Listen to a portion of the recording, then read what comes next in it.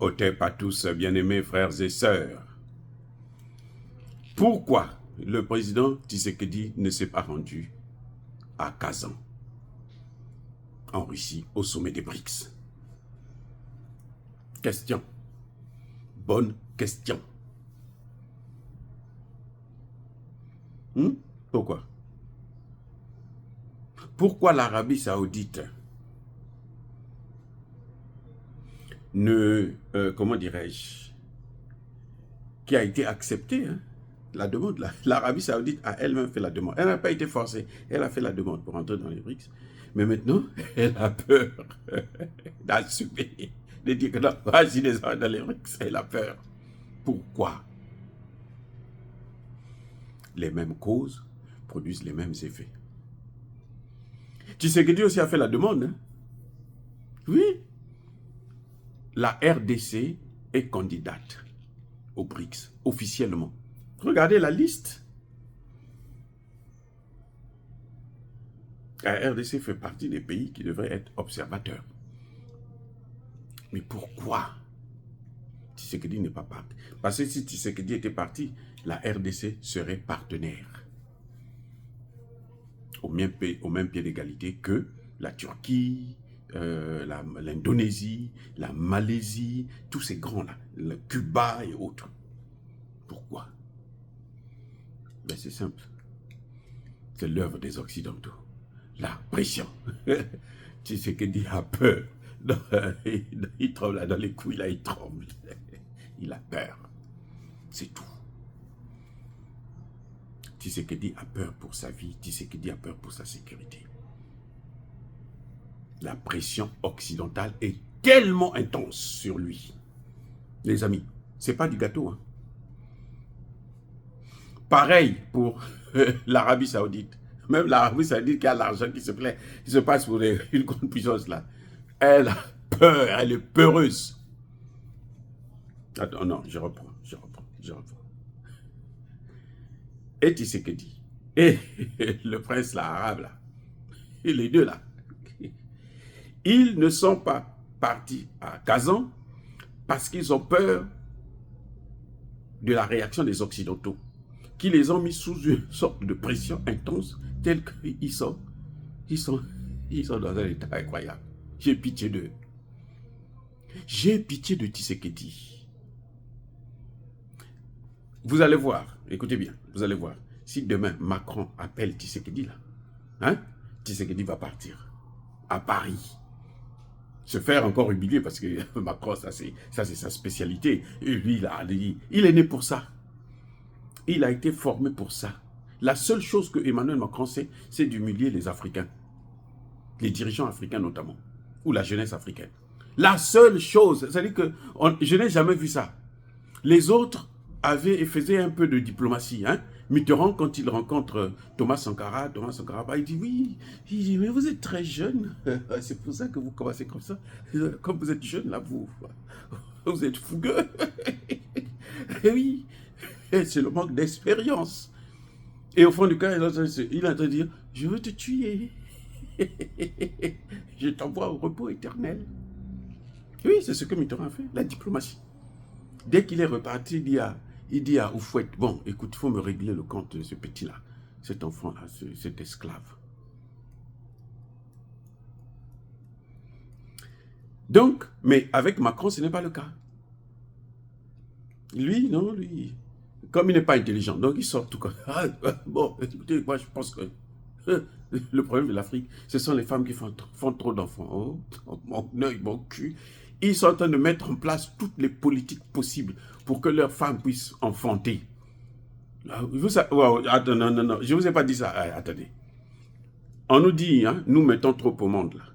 Nous, on a un territoire qui est encore très vaste. On a toutes les matières premières. On dit, non, vous ne mettez pas au monde. Eux-mêmes, ils sont en train de pousser leurs femmes pour qu'elles puissent mettre au monde. Ce sont les femmes qui disent, non, nous, on a pris l'habitude de ne pas mettre au monde. Quand on fait un, ça suffit. Et même un, là, parfois, nous, on n'en veut pas. Donc, les gars, ils sont en train de faire une pression sur Tshisekedi. La pression est tellement forte que, à un moment donné, Tshisekedi est maintenant parti prendre des blancs. Oui, donc vous voyez les noirs là, vous avez des têtes de blancs là, avec des armes pour assurer sa sécurité. Oh papa, c'est dommage, tu sais que dit, c'est triste. C'est triste. Parce que le jour que eux ils vont décider de te tuer, ce sont les mêmes blancs qu'on va pouvoir dire. Bon, maintenant c'est faites-lui sauter la tête. Je comprends que sa sécurité est en danger. Hein. Si quelqu'un vous dit qu'elle n'est pas en danger, c'est faux, c'est faux. La sécurité de Tshisekedi est en danger. Tshisekedi court un danger grave. Et je comprends. Tshisekedi a deux problèmes particuliers, en fait. Un, l'armée congolaise, elle est infiltrée à 60%. L'administration infiltrée à 60%. C'est-à-dire, 60% des militaires et des fonctionnaires congolais sont soit rwandais, soit pro-rwandais. Entre les deux.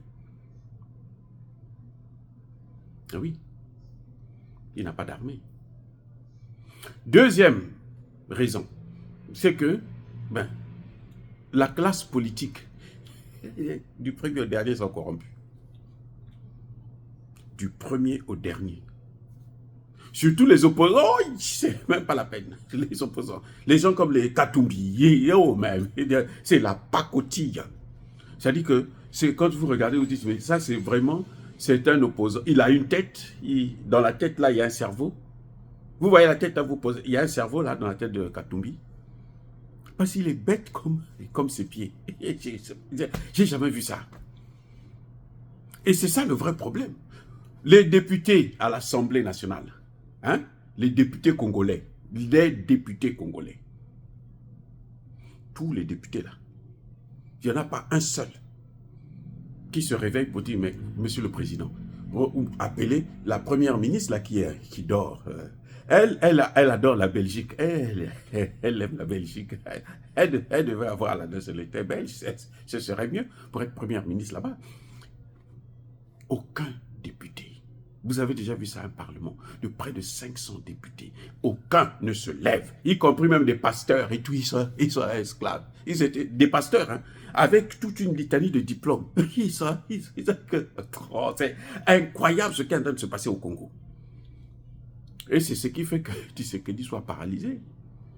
Les généraux là, chaque général, ils ont tous des mines.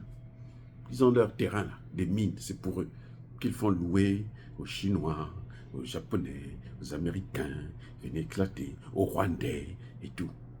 Les généraux. Donc Tshisekedi est dans une situation, il est assis sur une poudrière. Hein?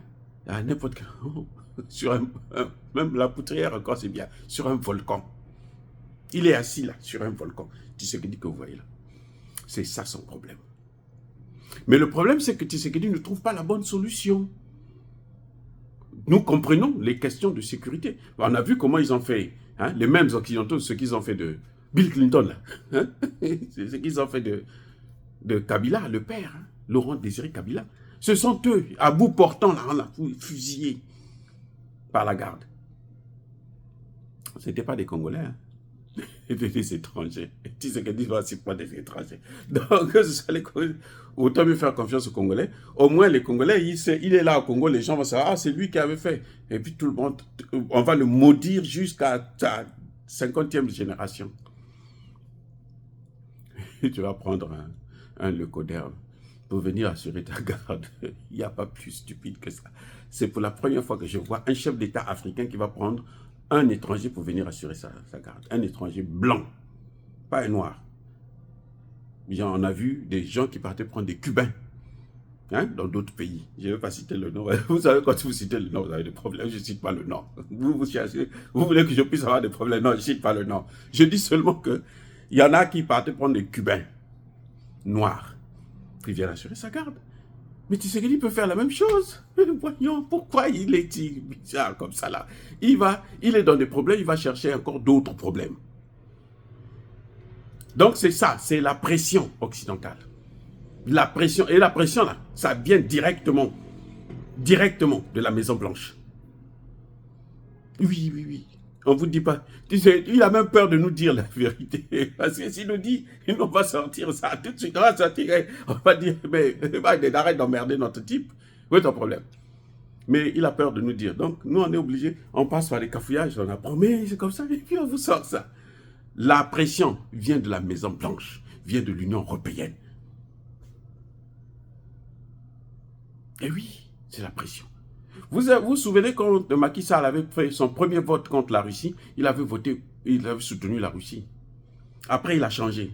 Parce que la pression, c'est la pression. C'est pas parce que Macky Sall voulait, non, il a fait ça pour éviter les problèmes. Il dit, ah, vous m'emmerdez trop. Bon, il dit là, de toutes les façons, Poutine sait comment se défendre. C'est ce que Tshisekedi devrait faire. C'est-à-dire que, et Tshisekedi passe tout le temps à contourner, il a rétabli les bonnes relations avec le Tchad, ce qui est formidable. Nous soutenons ça, des accords. Il a établi des accords avec le Centrafrique. Nous soutenons ça aussi. C'est très, très, très bien. Mais va directement au but. Il est en train de contourner. Donc, il va passer 5 ans. Il sera toujours en train de chercher des solutions. Ça, il vient de changer de chef d'état-major. Ça fait maintenant, je crois, le 2e ou le 3e. Donc, tous les 5 ans, il y a un chef d'état-major. Bon, qui ne fait rien, bien sûr. Donc, il lui donne 5 ans à s'enrichir, s'engraisser. Vous les voyez, là, ils ont tous des gros ventres. Hein. Mes excuses. Donc, le pauvre Tshisekedi, priez pour Tshisekedi. Priez le vrai Dieu, pas le Dieu qu'eux, ils nous ont amené, ils ont imposé là.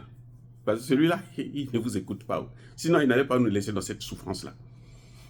Mais le vrai Dieu, là, oui, priez pour lui, pour qu'il ait Tshisekedi à avoir la force. Comme il a fait pour la Chine. Parce que même pour la Chine, là, il était sous pression. Hein. Les Occidentaux ne voulaient pas qu'il ait signé les accords avec la Chine. Mais là, il avait l'avantage, c'est que Kabila avait déjà ouvert la route. Sans le savoir, Kabila lui avait ouvert le chemin. C'est ce que Kabila avait fait, qu'il est allé corriger, hein, mettre un peu plus de bémol là-dessus. Bref, il n'a qu'à faire ce qu'il a fait avec la Chine. Aller en Russie. La Russie n'a pas besoin d'envoyer un bataillon. Non. Il est allé prendre des militaires français là pour former les officiers congolais là. Il n'y a rien, il n'y a pas de changement. Depuis au moins 5 ans, pas de changement. Si c'était les Russes, vous auriez vu le changement immédiatement, là, dans le Kivu. Et ils allaient assurer aussi la sécurité. Pourquoi on n'aime pas, on condamne Wagner? C'est parce qu'ils ont assuré la sécurité des Maliens. Ils ont appris aux Maliens comment assurer la sécurité de leur chef d'État. Ils étaient avec eux, ils les formaient et tout. Et puis maintenant, ils sont là, ils les regardent. Les Maliens eux-mêmes font l'affaire. Les Maliens ont transmis ça au Burkinabé. C'est pour ça que les Français sont... Ils ont les boules. Ils ont les boules. Hein? Vous avez c'est à la gorge et ça. Comment on va faire avec ces gens-là? C'est le stress qui va les tuer. Il veut tellement les avoir, ils n'arrivent pas. Et ils ne vont pas arriver aussi. Ils vont tomber dedans. Bref, M. Tshisekedi, son problème c'est celui-là. La pression. Il est sous la pression. Il ne peut pas faire autrement. Non, il a des solutions. La solution, là, c'est aller voir le plus fort. Les Russes ont montré, ils sont plus forts. Les Russes combattent l'OTAN. Ils ne sont pas en train de se combattre avec l'Ukraine. L'Ukraine, c'est quoi? C'est n'importe quoi. C'est l'OTAN. Et ils sont en train de mener ce qu'on appelle une guerre d'attrition. Ce n'est pas une guerre où on font comme les Occidentaux font là. En Irak, en Libye et tout. Ils n'ont jamais gagné la guerre. Hein. Les Russes sont en train de gagner la guerre parce qu'ils avancent et ils épuisent complètement l'adversaire. Après, il est essoufflé. Bon, écoute, prends, laisse-moi tranquille, s'il te plaît. Voilà ce qui est en train de se passer. Actuellement, là, les Occidentaux, ils n'ont plus d'armes à donner à l'Ukraine. Ce n'est pas qu'ils ne veulent pas, mais ils n'ont pas. C'est deux choses différentes. Donc, Tshisekedi n'a qu'à faire le choix. Soyez bénis, abondamment bénis par le Dieu de Kémit et par nos ancêtres civilisés, mais que tous ceux qui persécutent le continent africain le pillent et le déstabilisent, qu'ils soient noirs, blancs, chinois, arabes, juifs, indiens ou qui qu'ils soient punis, maudits, foudroyés, neutralisés, écrasés, effacés par le Dieu des Kémites et par nos ancêtres angélisés. Vive l'Afrique éternelle, je dis et j'assume.